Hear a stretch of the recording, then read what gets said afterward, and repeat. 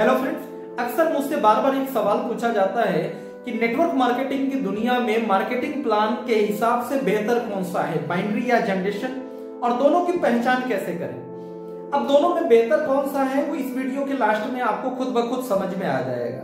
अब बात पहचान की करें तो लोगों के साथ कंफ्यूजन क्या है, अक्सर लोग ये गलत समझ बैठते हैं कि जब भी प्लान अगर 2 लेग का होगा तो वो डेट इज बाइनरी, वो बाइनरी होगा, ऐसा लोग मान लेते हैं।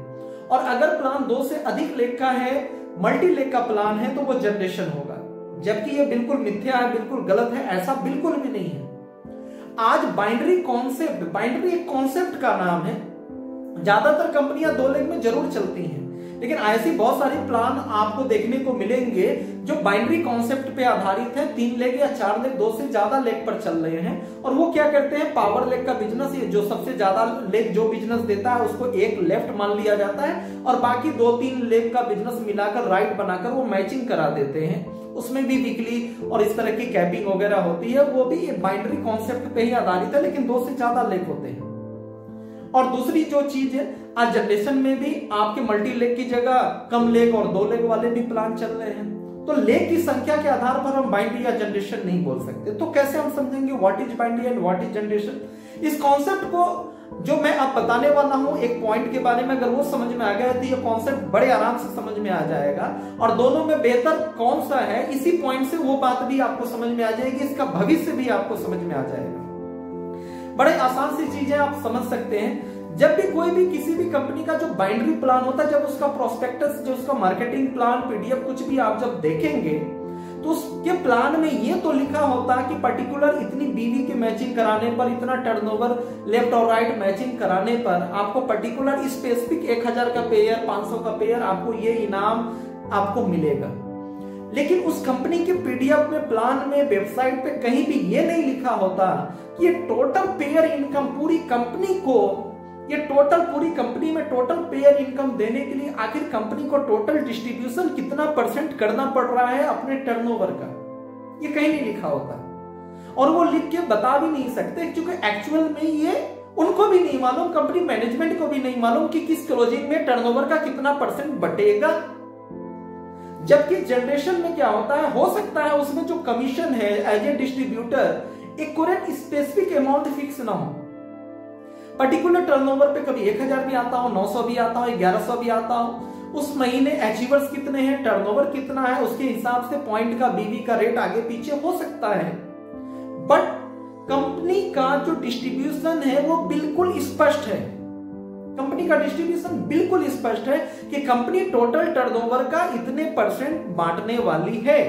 आज चाहे कंपनी का टर्नओवर 1 करोड़ का हो, भविष्य में 10 करोड़, 100 करोड़ या 1000 करोड़ या 1 लाख करोड़ का भी हो जाए, कंपनी का अगर डिस्ट्रीब्यूशन 40% का है तो वो 40% ही बटेगा, चाहे कम हो या ज्यादा हो, एवरी मंथ वो बटेगा ही बटेगा।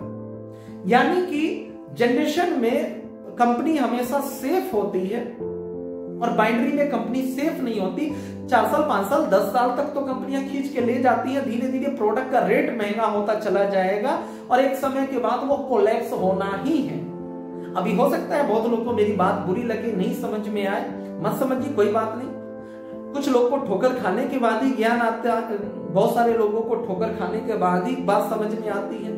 जब आप एक बड़े लेवल पे चले जाएंगे, 3 साल 5 साल मेहनत कर लेंगे और उसके बाद कुछ 19-20 होगा, और फिर जब वास्तविक धरातल से आपका परिचय होगा, उस समय आपको मेरी बात याद आएगी, उस समय समझ लीजिएगा, कोई बात नहीं। दूसरी एक मिथ और भी ज्यादा प्रमोट होता है कि बाइनरी जो प्लान होता है ना, उसमें कैरी फॉरवर्ड होता है। जनरेशन में तो लैप्स हो जाता है, वहां तो ज्यादा मेहनत करना पड़ता है, आपका मेहनत बर्बाद हो जाता है। बाइनरी में तो मेहनत रिजर्व रहता है, अगर एक लेग चल गया तो दूसरे लेग में डालो और पैसे कैश करा लो। ये भी बहुत बड़ा झूठ है। और एक प्रकार का ये कैरी फॉरवर्ड जो है, इसमें डिस्ट्रीब्यूटर हित नाम की कोई भी चीज है ही नहीं। ये पूरा का पूरा एक प्रकार का स्कैम है, कैरी फॉरवर्ड स्कैम। ये पूरा का पूरा कंपनी हित की बात है, इसमें सिर्फ कंपनी को प्रॉफिट है। एक उदाहरण से मैं बताता हूं, जब भी कोई प्लान बन रहा होता है ना, डिजाइन हो रहा होता है, तो उसका डिस्ट्रीब्यूशन क्लियर करता है। बाइनरी में तो ऐसे स्पष्ट नहीं होता, फिर भी जो मैनेजमेंट है वो अपने हिसाब से एक डिस्ट्रीब्यूशन लेकर चलती है कि मुझे टर्नओवर का 40% बांटना है। जनरेशन में भी टर्नओवर का इतना % बांटना है। मान लीजिए दोनों जगह 40-40 का एक प्लान डिजाइन हुआ। जनरेशन प्लान जब चलेगा तो उसका हर महीने 40% बढ़ के खत्म हो जाएगा। यानी कि कंपनी ने, मैनेजमेंट ने अपने बहुत सारे खर्चे के लिए निकाल के रखा, अपना प्रॉफिट भी निकाल के रखा, और कमीशन बांटने के लिए 40% मान लीजिए निकाला है, तो जनरेशन में तो एवरी मंथ, छोटा टर्नओवर हो या बड़ा टर्नओवर हो, एवरी मंथ वो बढ़कर खत्म हो जाएगा। बट बाइनरी में ऐसा नहीं होगा। बाइनरी में क्या होगा, निकाला था 40%, लेकिन किसी क्लोजिंग में 15% बढ़ेगा, 20% बढ़ेगा। जैसे जैसे कंपनी पुरानी होती जाएगी तब थोड़ा थोड़ा टर्नओवर बढ़ना शुरू होता है। यानी कि वो पूरा पैसा बढ़ता नहीं, वो पैसा कंपनी में पड़ा रहता है। और इसीलिए बोलते हैं कि यहां पे कैरी फॉरवर्ड होता है। जब आप वीकर लेग से मैचिंग कराएंगे तो आपको मिल जाएगा। भाई कंपनी ने प्रॉफिट अलग निकाल रखा है और कैरी फॉरवर्ड के लिए, कैरी फॉरवर्ड और डिस्ट्रीब्यूशन के लिए पैसा अलग से निकाला था। उसके बावजूद भी जो भी मैच नहीं हुआ वो कंपनी की संपत्ति है। जनरेशन में तो पूरा का पूरा टर्नओवर हर महीने डिस्ट्रीब्यूट कंपनी कर रही है जो कमीशन का पार्ट था, लेकिन बाइंडी में कमीशन के लिए निकाला तो था, लेकिन हर महीना वो डिस्ट्रीब्यूट नहीं हो रहा है। तो एक्चुअल में जो ज्यादा पैसा है, जो ट्रांसपेरेंसी है, वो जनरेशन में ज्यादा है।